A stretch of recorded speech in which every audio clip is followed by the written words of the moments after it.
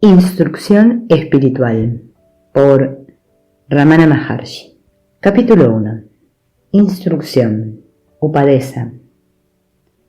1. ¿Cuáles son las características de un verdadero maestro, Sadguru? La firme permanencia en el ser, contemplándolo todo con el ojo de la igualdad. Firme valentía en todo momento, en todo lugar y circunstancia, etc. 2. ¿Cuáles son las características de un discípulo sincero, Sat-Sitya?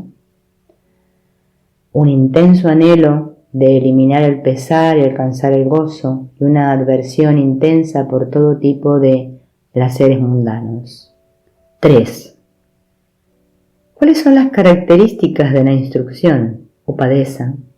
La palabra Upadesa significa cerca del lugar o del sitio, Upa cerca de ese lugar o sitio.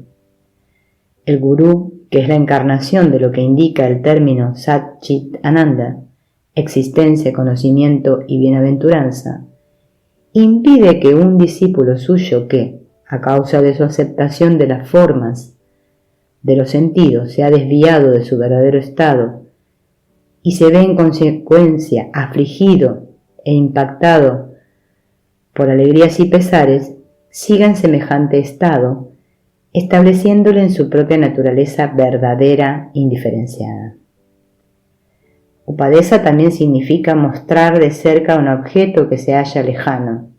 Es traer al alcance del discípulo, al Brahman, que él considera distante y diferente de sí mismo, para que se dé cuenta de que en realidad está cerca y no es diferente de él. 4. Si es verdad que el gurú es el propio ser, Atman, ¿cuál es el principio en el que se basa la doctrina que afirma que por muy erudito que sea un discípulo o cualquiera que sean los poderes que pueda poseer, no puede alcanzar la autorrealización, Atma Siddhi, sin la gracia del gurú? Aunque desde el punto de vista de la verdad absoluta el estado del gurú es el de uno mismo, resulta muy difícil que el ser, que se ha convertido en el alma individual Jiva, mediante la ignorancia, se dé cuenta de su verdadera naturaleza sin la gracia del gurú. Todos los conceptos mentales se controlan en la mera presencia del verdadero gurú. Si éste fuese a preguntar a aquel que afirma arrogantemente que ha visto la otra orilla del océano de la sabiduría, o al que pretende en su arrogancia que puede llevar a cabo tareas casi imposibles. Si has aprendido todo lo que había que aprender, pero ¿has aprendido a conocerte a ti mismo? Y tú, que eres capaz de realizar acciones que resultan imposibles, ¿te has visto a ti mismo? Tendrías que bajar la cabeza, avergonzado, y quedarse callado. Es evidente que sólo mediante la gracia del gurú y de ninguna otra forma se puede conocer uno mismo. 5. ¿Cuál es la característica de la gracia del gurú? Está más allá de palabras o pensamientos. 6. Si es así, ¿por qué se dice que el discípulo realiza su propio estado mediante la gracia del gurú? Es como el elefante que se despierta al ver un león en sus sueños. De la misma manera el discípulo despierta del sueño de la ignorancia al despertar del verdadero conocimiento, por medio de la mirada benévola de la gracia del gurú. 7. ¿Qué significa el dicho de que la naturaleza del verdadero gurú es la misma del Señor Supremo Sarvesvara?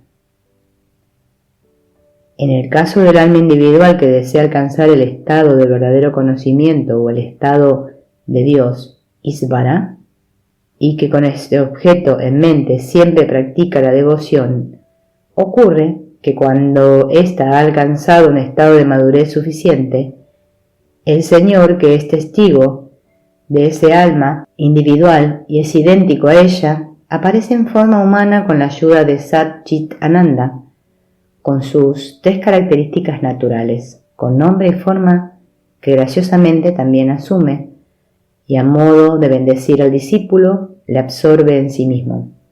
De acuerdo a esta doctrina, al gurú se le puede llamar en toda regla el Señor en persona.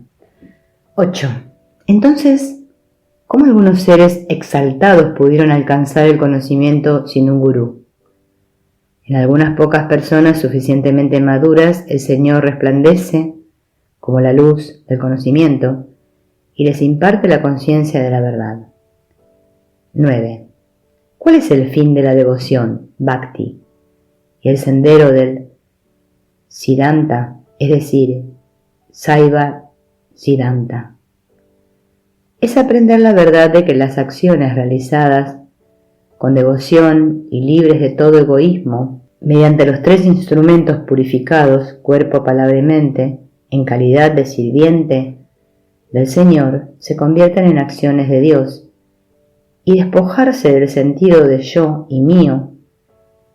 Esta es también la verdad de aquello que los Saiva Siddhantines denominan Parabhakti, devoción suprema, o vivir en el servicio de Dios, Irai Pani Nitral.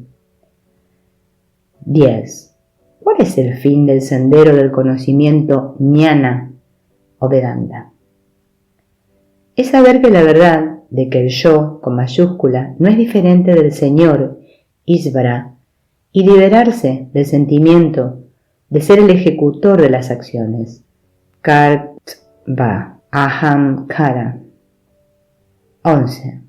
¿Cómo se puede afirmar que el fin último de ambos senderos es el mismo? Cualquiera que sea el medio, la destrucción del sentido yo y mío es el objetivo final, y como son interdependientes, la destrucción de cualquiera de ellos provoca la destrucción del otro. Por tanto, para conseguir ese estado de silencio que se encuentra más allá del pensamiento y de la palabra, basta el sendero del conocimiento que elimina el sentido del yo. No hay duda alguna de que el sendero de la devoción y el conocimiento es uno y el mismo. Mientras perdure el yo, es necesario aceptar también al Señor. Si se desea alcanzar fácilmente el estado supremo de identidad, Sayukya, que ahora se ha perdido, es preciso aceptar esta conclusión. 12. ¿En qué se caracteriza el ego? El alma individual, cuya forma es el yo, se denomina ego. El ser, cuya naturaleza es inteligencia, chit, no tiene sentido del yo, ni tampoco lo tiene el cuerpo insensible. Sí, a través de cualquier medio posible, se destruye la misteriosa aparición de un ego ilusorio que surge entre lo inteligente y lo insensible, y que es la causa de todas las dificultades. Lo que realmente existe se verá tal como es. Esto se reconoce como liberación, moksha. Práctica, abhyasa. 1. ¿Qué método hay que practicar? Como el ser de una persona que trata de alcanzar la autorrealización no es diferente de sí misma, como no hay nada que lograr que sea superior a uno, y siendo la autorrealización nada más que la realización de la propia naturaleza, el buscador de la liberación, sin dudar o albergar conceptos erróneos, realiza su verdadera naturaleza distinguiendo lo eterno de lo transitorio y nunca se desvía de su estado natural. Esto se conoce como la práctica del conocimiento. Así es la indagación que conduce a la autorrealización. 2. ¿Pueden seguir todos los aspirantes este sendero de la indagación? Es adecuado solo para las almas maduras. El resto debe seguir diferentes métodos según el estado de su mente. 3. ¿Cuáles son los demás métodos? Los demás métodos son Stuti, Japa, Dhyana, Yoga, Jnana, etc. Stuti es cantar alabanzas al Señor con un gran sentimiento de devoción.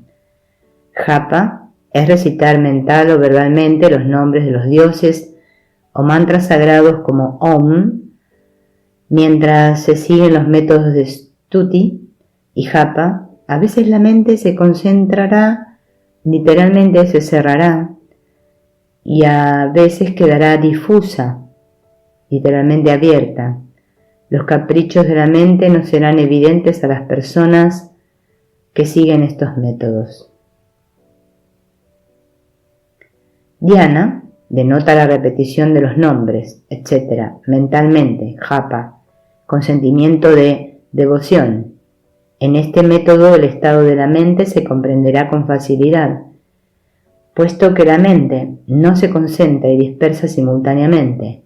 Cuando una persona se encuentra en dhyana, no está en contacto con los objetos de los sentidos, y cuando está en contacto con estos, no está en dhyana. Por tanto, los que se encuentran en ese estado pueden observar de inmediato las fluctuaciones de la mente, fijándola en dhyana sin permitir que aparezcan otros pensamientos. La perfección en dhyana es el estado de morar en el ser, literalmente morar en la forma de eso, Tadakaranilai, puesto que la meditación actúa de una manera extremadamente sutil en el origen mismo de la mente. No resulta difícil percibir el estado de manifestación y apaciguamiento de esta. Yoga. El origen de la respiración es el mismo que el de la mente, por lo tanto, apaciguamiento de una de ellas conduce al de la otra.